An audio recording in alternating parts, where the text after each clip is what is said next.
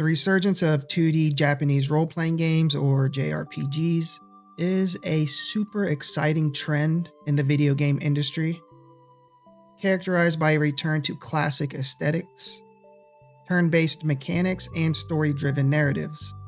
Once thought outdated or overshadowed by the rise of 3D graphics and open-world gameplay, 2D JRPGs have regained popularity, appealing to both nostalgic fans and a newer generation of gamers. I'm including top-down 2D strategy/tactics games into this because I think they're pretty adjacent to traditional turn-based JRPGs. They are turn-based, usually pixel art-based with deep narratives, and the gameplay is essentially the same to a certain degree. You take turns fighting with the caveat of moving chess pieces on the board and some other small minor differences. This revival can be attributed to several factors in my opinion, including advancements in technology, nostalgia, and the rise of indie game development and shifting gamer preferences toward more immersive, narrative-focused experiences.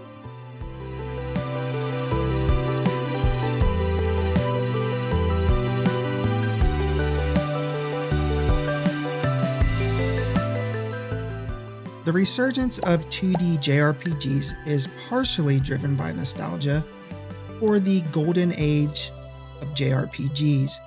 That was basically a period between the late 80s and 90s when games like Final Fantasy VI and Chrono Trigger and Secret of Mana basically defined the genre. Many gamers who grew up with these classics now, myself included, form a significant portion of the gaming audience, and they carry a deep-seated appreciation for the style and the structure of these types of games. The pixel art style synonymous with retro gaming has itself become an aesthetic choice and not just like a graphical choke point or limitation, and that holds intrinsic value for many players. Contemporary 2D JRPGs like Octopath Traveler and Triangle Strategy use this kind of new HD 2D graphic style, which combine pixel art with high-definition lighting and visual effects, which in my opinion perfectly blends the classic art style with more modern tech and audience sensibilities. So this blend creates a unique look that attracts both new players and longtime fans of the genre.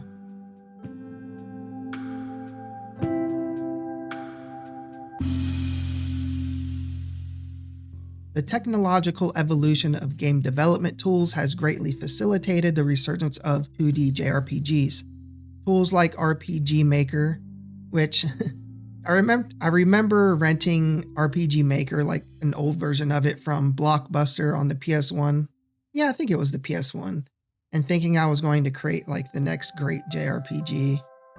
And yeah, this was like when I was like 9 or 10, and I had no idea what I was doing. If I remember right, I made my older brother return it and get me either Breath of Fire 4 or Wild Arms. Yeah. Anyways, yeah, tools like RPG Maker, Unity, and Unreal Engine offer accessible, powerful platforms for developing high-quality 2D games. These tools lower the barrier for entry for developers, enabling small teams or even solo developers to create polished, engaging 2D JRPGs. The availability of these tools has allowed devs to reimagine and expand on the conventions of 2D JRPGs, incorporating new gameplay mechanics and refined storytelling techniques. For example, Undertale and One Shot. And I know One Shot's not like a turn-based JRPG, but my point is just like these games use very simple graphics and straightforward mechanics to tell emotionally resonant stories, which really just illustrates how 2D JRPGs can still deliver impactful experiences.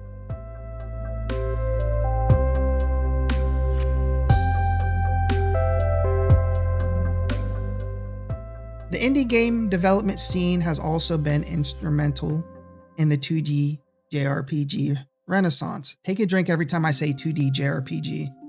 With major publishers often focusing on big budget, graphically intensive projects, indie devs have found a unique niche in 2D JRPGs. Holy shit, I wrote 2D JRPGs a lot in this. Creating games that prioritize storytelling, character development, and classic gameplay over photorealistic graphics and complex game mechanics, and microtransactions. Platforms like Kickstarter and Patreon provide a way for indie devs to secure funding and support for their projects, bypassing traditional publishing constraints. I'm not a huge fan of Kickstarter and other like-minded platforms because there's just a lot of scams, and you just have to be careful when you choose who you're going to back. But it did give me one of my favorite JRPGs this year, which is Eiyuden Chronicle 100 Heroes, which is a spiritual successor to Suikoden, made by a lot of the original dev team. And also great titles like Cosmic Star Heroine and Crosscode are examples of indie successes that blend retro JRPG sensibilities with modern design philosophies, made possible through crowdfunding. So it's not all bad. Yeah, you just really need to do research before you fund these games. The games I mentioned not only captured the essence of classic 2D JRPGs, but also showcased the potential for indie devs to innovate within the genre. Also, I just want to list off some great 2D JRPGs real quick. Some of my favorites: Sea of Stars, Eiyuden Chronicle, Chained Echoes, Octopath Traveler, along with a lot of remasters of 90s JRPGs like Lunar and Suikoden.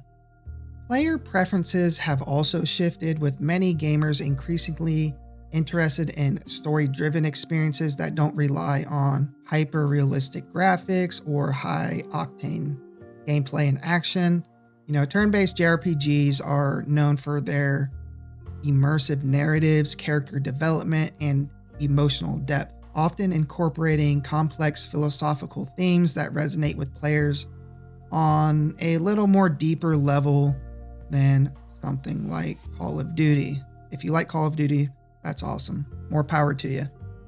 Turn-based combat systems allow players to engage with the story without feeling pressured by real-time mechanics, offering a more relaxed and contemplative gameplay experience, while also engaging the player through strategic decision-making.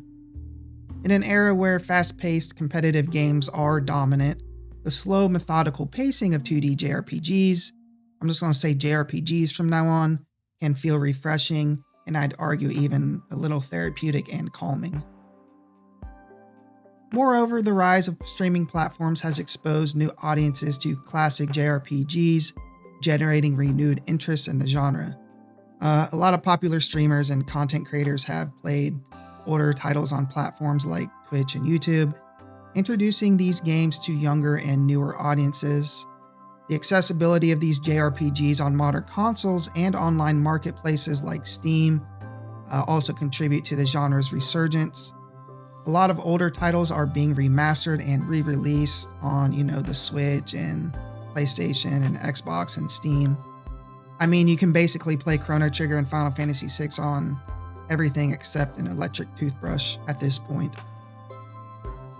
The comeback of the JRPG is a multifaceted phenomenon that reflects a broader trend in the gaming industry towards, a lot of ways, a gravitation towards simpler gameplay experiences and aesthetics. With advancements in technology, support from indie devs, and a dedicated audience drawn from nostalgic aesthetics and immersive storytelling, 2D JRPGs have once again secured a place in mainstream gaming. As the industry continues to evolve, it's clear that 2D JRPGs offer a unique blend of art and narrative that will keep them relevant for years to come.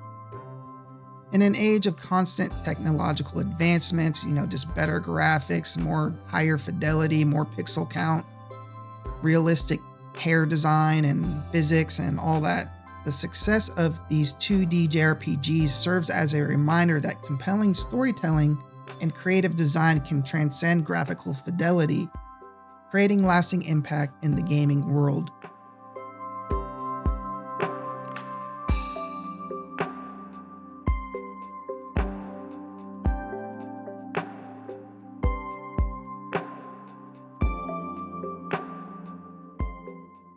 right.